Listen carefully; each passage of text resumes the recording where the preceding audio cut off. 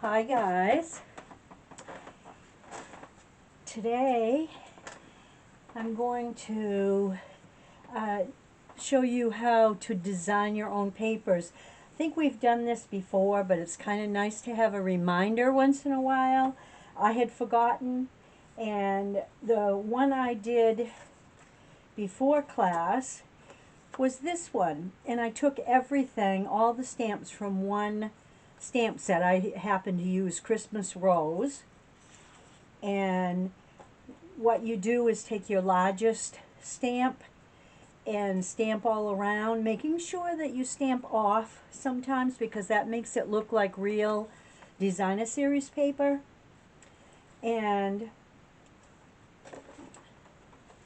then I cut it up and made these cards with it. Small, I think they're 1.5 inch squares. I used a whole front for this one, and then just added sentiment and some embellishments. This one I haven't finished yet, but I'm going to put a greeting on the front, on the top. This one I did like this for bigger squares. This one I just did a strip, and I made sure it was long so I could kitty corner it, and just added one that was on the edge. You know how we like to use those edge pieces, and then a greeting will go on it. This one right here, I had put this through the copier, and the colors came out different, so it really looks not really good. This one's not going anywhere, but you see the idea. You can cut some of them out and use them as embellishments. And then you have another one with rectangles like that. So you can make your own designer paper, and that's what I'm going to do today, is make one kind of with you. And I wanted one with bells, and the paper, the paid for paper, the bells were too big and too busy. It was just totally covered. So I looked through my stash, and I found these bells right here, and I got one of each size. I wanted something to use with green, so I got a little greenery from another stamp set. Remember, you can mix and match when you're making your own designer paper. And I got a snowflake, and I got some musical notes. And I tried to pick things that I could add different colors to. I have 5, and I'm just going to do a card front just to save time for you, but I wouldn't recommend more than 5 because I think then it gets too busy. But you take your largest one, and I'm going to try silver. I haven't used this silver for a long time. It might be dead. No, I don't think it is. I'm going to put it out here. Oh, and you know what? These aren't solid, so I should have brought up a marker. But anyway, your some should go off, so we'll start that with off. And your large one, you want to do all your stamping first. And you want to rotate your stamp too, so they're not all going in the same direction. That helps in 2 ways. One, you can use your paper in any direction when you get done you want, so that when you cut your little pieces, it won't matter which way you put them. And 2, it allows you to fill in spaces really well. So I think maybe I'll put a little one there and a little bit of one there. Okay? So, and I may or may not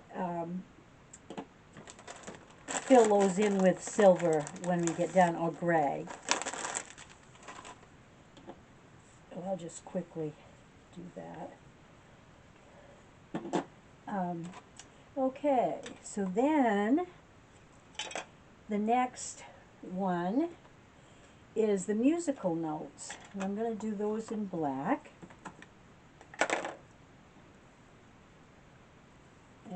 can't, yeah. And you want all these going off your page too. So you just go in where you've got spaces. And looking at this, I am going to color in the bells because it's too white. It's too white. And remember, if you're going in all directions, you want to do it with your notes too, having them go in all directions, so when you get done you can really use it in lots of different ways. Okay? And then we need some color. Oh, where I put my little leaves. Did I put them away? Oh no, they're right in front of me. Okay, I have some snowflakes here, and I'm going to put them in Mary Merlot just to add color.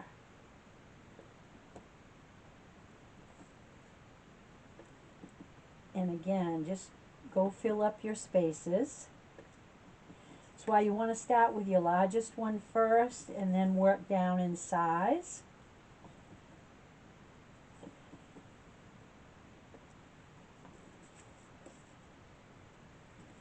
And see how pretty that's getting? I hope you like it anyway. There.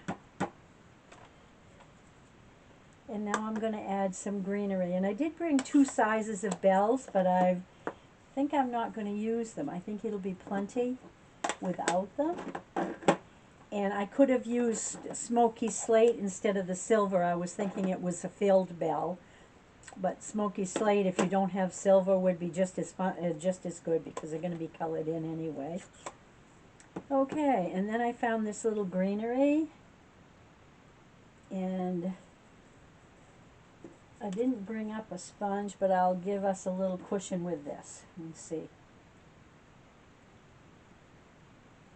And again, you want to have it going in different ways, and you want to have it, I didn't leave much space on the outside, but if you can, find some way to put it coming in from the sides.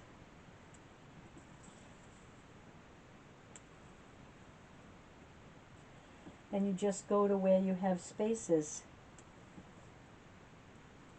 And you can make this as busy or as non-busy as you would like. So there, and they came from like 4 different stamp sets. But you just look at what you have and think about the sizes, and then pick what you like to go together. Or if you have a theme in mind, that's one way to look at your stamp sets. Go for a certain theme. So I brought up several card bases. So here's one with the green.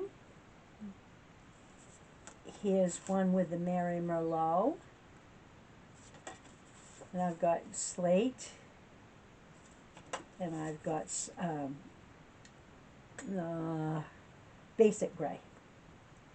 So it could go on any one of those. I really think I like the Mary Merlot, but the best. But it's all personal choice.